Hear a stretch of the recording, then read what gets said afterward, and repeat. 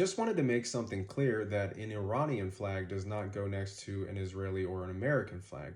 Historically, that doesn't even make sense to see those three flags next to each other due to the fact that the last time the US had their puppet, the Shah, in power, he ruled with an extremely violent fist and only allowed 17% of the oil revenue to go to the population and the rest to go to the West.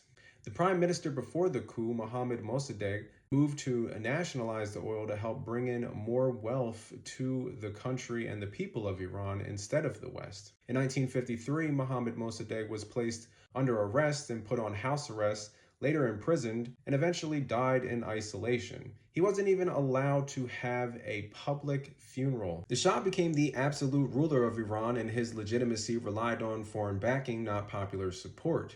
He banned or destroyed any political opposition and violently suppressed any student movements. The Rostakis party became the only party by the mid-1970s, and people were expected to join or face consequences. And then, just like Donald Trump likes to use ICE as his personal police, the Shah used the SOVIC, which did mass surveillance, put people in detention camps, tortured people, and played a role in a massive amount of disappearances and executions.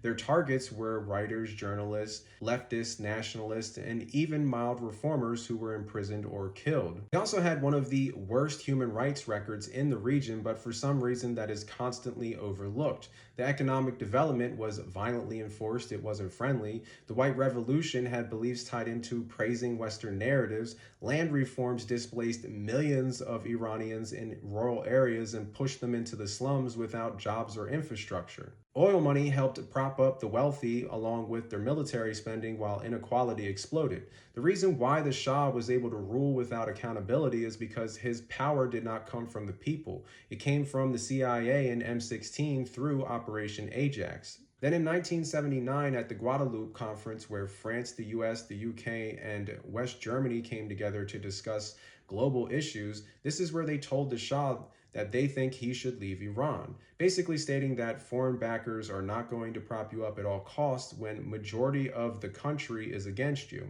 And when you see diaspora Iranians who support Israel and America suggesting that their intervention is what Iran needs, these people shouldn't be trusted, and they're traitors to their own people because they ignore what history shows about Western intervention. This will be the same people who try to tell you that Mossad was not involved in the recent protests, even though there's footage that clearly states otherwise.